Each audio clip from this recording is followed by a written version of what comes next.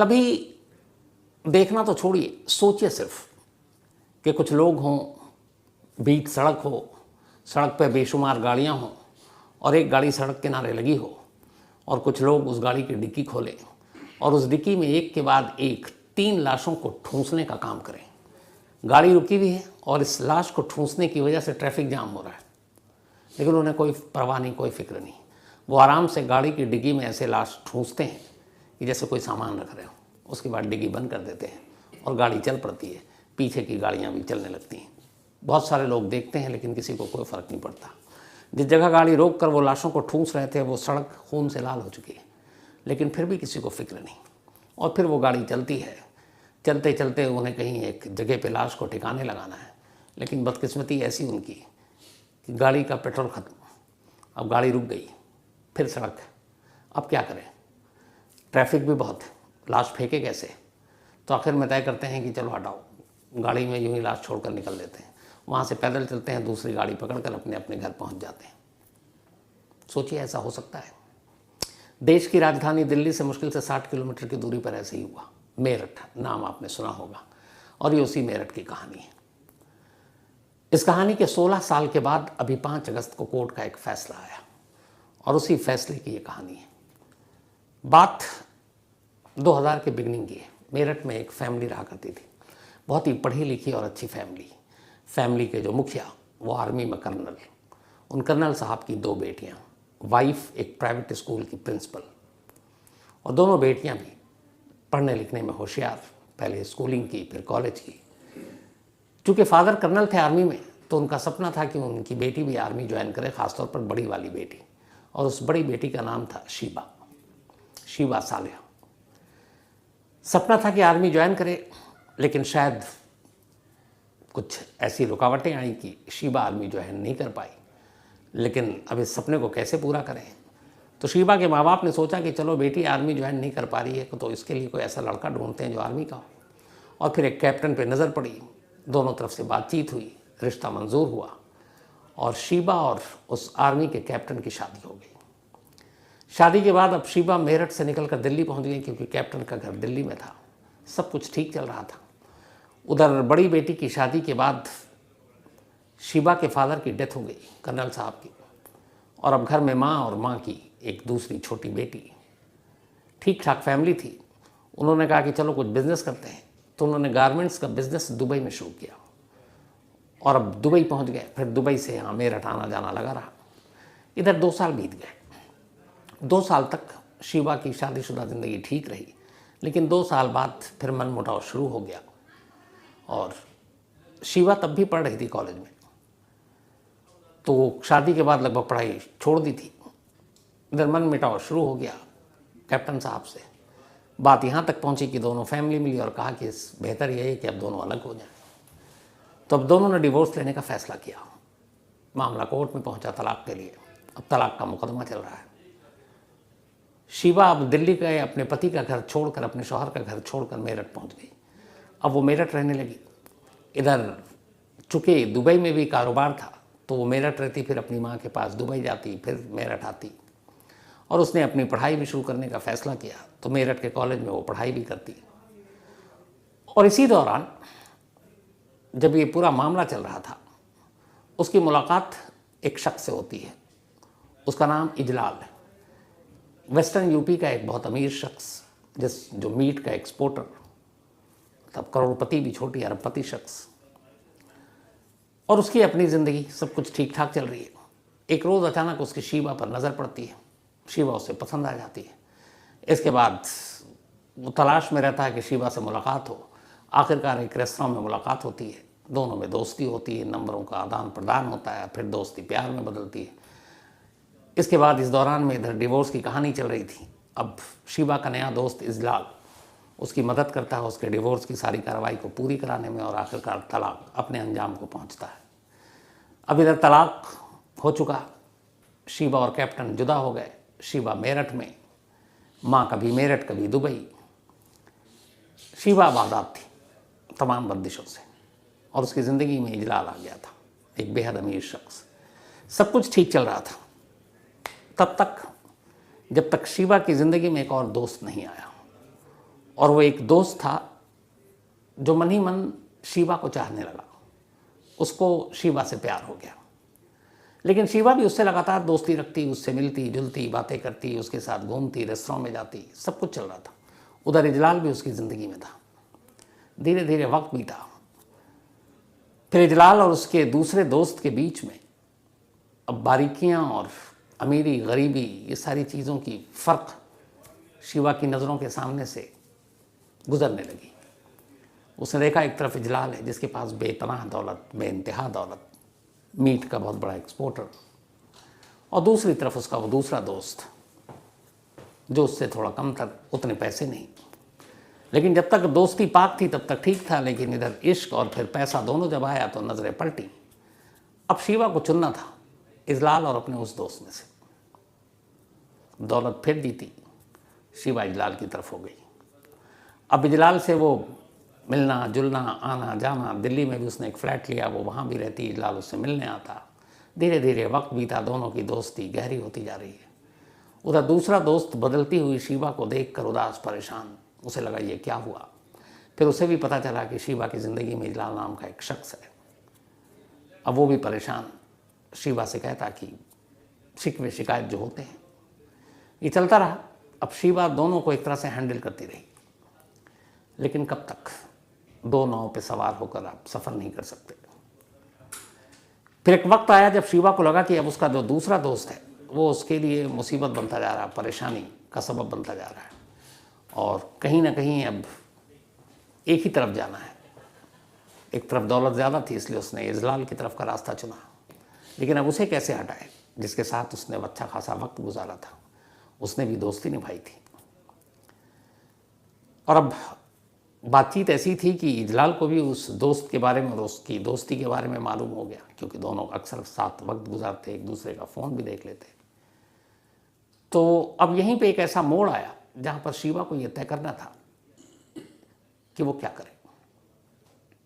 सोचती रही और आखिरकार उसने एक फ़ैसला किया। फ़ैसला ये था कि इजलाल को कहीं ये शक ना हो कि उस दोस्त के साथ उसकी दोस्ती अब भी कायम है और शिवा खुद उससे मिलना चाहती है, मिलते रहना चाहती है।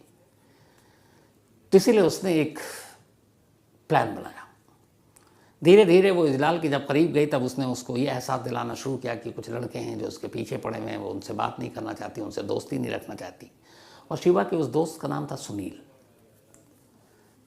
तो इजलाल ने कहा कि अच्छा ठीक है, मैं समझाता हूँ। धीरे धीरे वक्त बीता। उधर सुनील भी शिवा को भूलना नहीं चाह रहा था। तो आखिरकार एक रोज़, अच्छा इतनी बातें वो बता चुकी थी कि लगभग धीरे धीरे इजलाल के मन में भी अब उसके दोस्तों को लेकर एक नफ़रत पैदा हो रही थी। तो अलग अलग तरीके से उसकी कहानी सुनाती।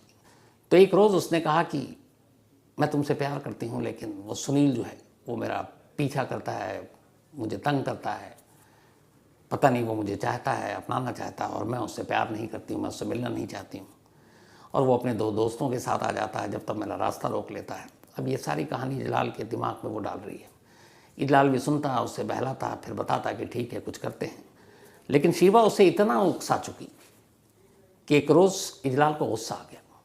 उसने कहा अच्छा वो तुम्हारे बीच में आता है। फिर उसे लगा कि शिवा तो सिर्फ मेरी है, कोई और कैसे आ सकता है।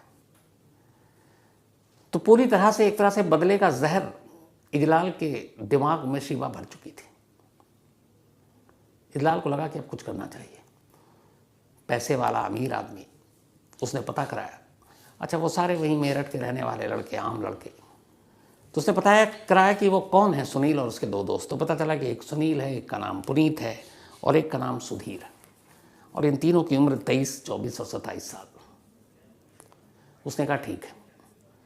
इसके बाद उन सब के बारे में रेकी कराने के बाद 23 मई 2008 की तारीख थी।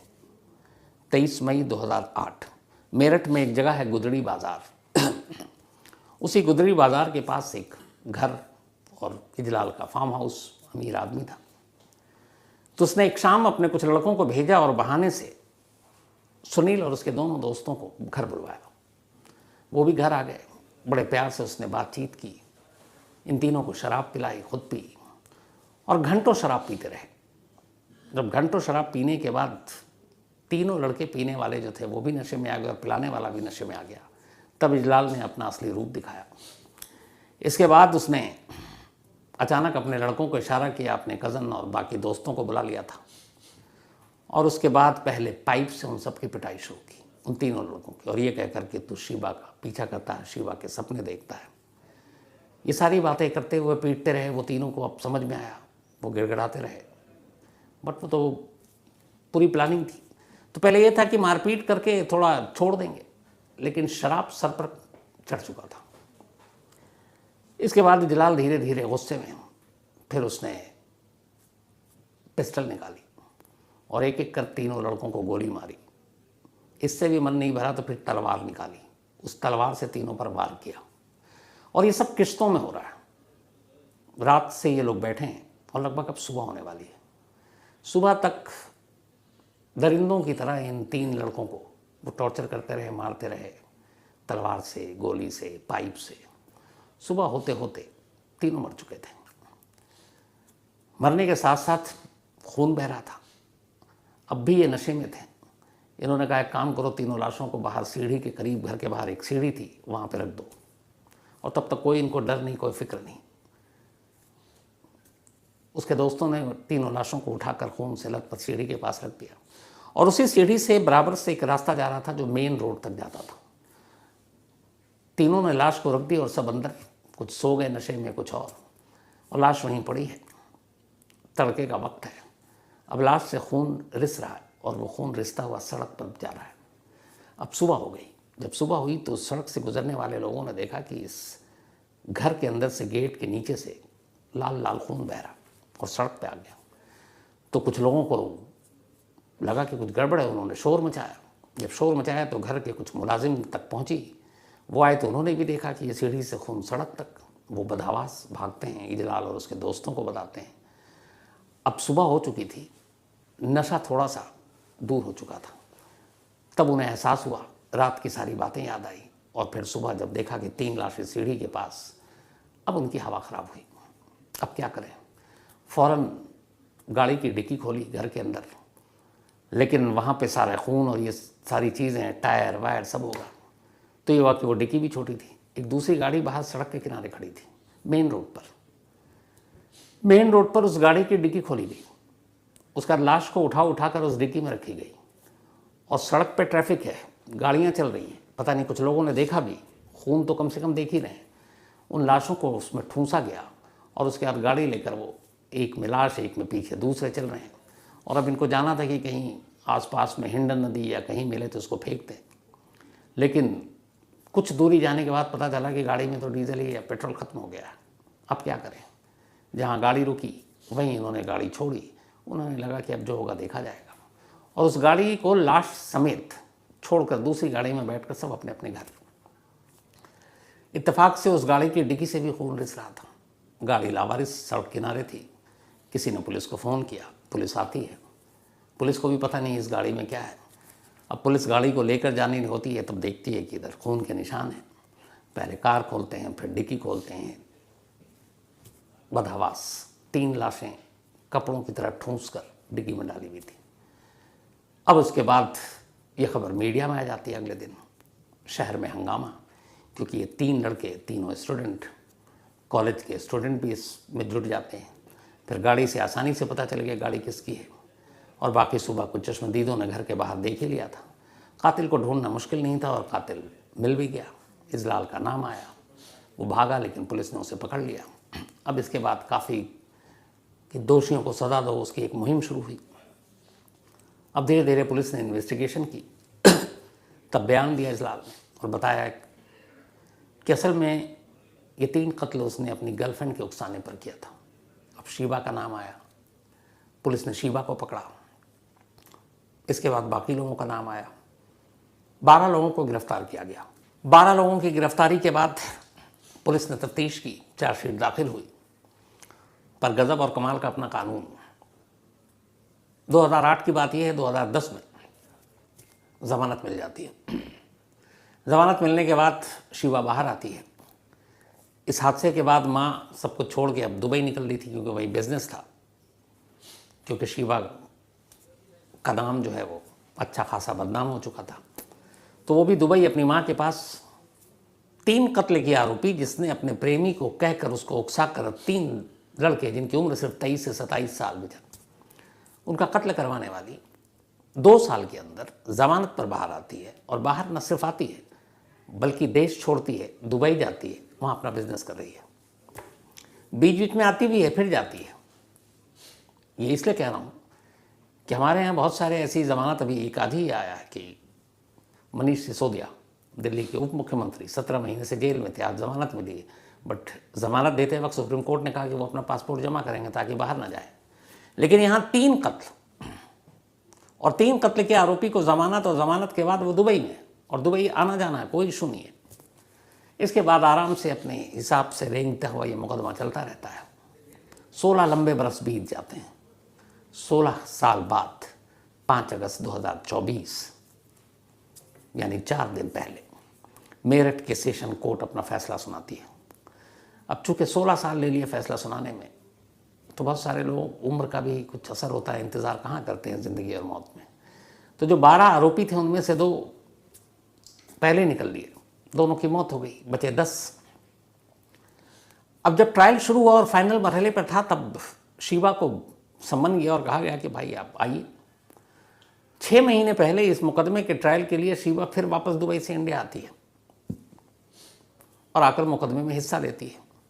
शायद शिवा और इजलाल, इन दोनों को ये एहसास था कि 16 साल बीत गए, क्या होगा, छूट जाएंगे, और इसी उम्मीद पे शायद वो लौट आई। इसका मुकदमा चलता रहा। 5 अगस्त को अदालत ने अपना फैसला सुनाया।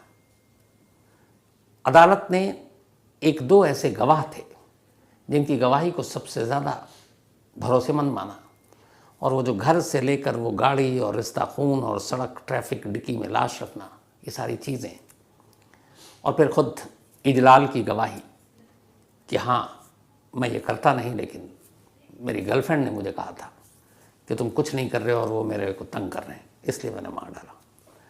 तो इन सारी गवाही और सारे सबूतों की बिना पर डिस्ट्रिक्ट कोर्ट ने अपना फैसला सुनाया। 12 में से 2 चूँकि पहले ही मर चुके थे, बाकी 10 को उम्र कैद की सज़ा सुनाई गई, उम्र कैद। और इसके साथ ही शिवा फिर से गिरफ्तार हो गई। कड़ी सुरक्षा में इन लोगों को जेल भेजा गया है। और अब इजलाल और शिवा और बाकी लोगों ने ये कहा है कि वो इस फैसले को हाई कोर्ट में चुनौती देंगे। तो कमाल देखिए इस केस का, 2008 का इंसिडेंट, 16 साल तक मुकदमा, 16 साल में जो मेन जिसकी वजह से ये कत्ल हुआ, 2 साल के अंदर बाहर आई, दिल्ली और मेरठ छोड़कर दुबई गई, अपना बिजनेस कर रही है, और फिर आती है, उसका फैसला होता है और अब सज़ा होती है।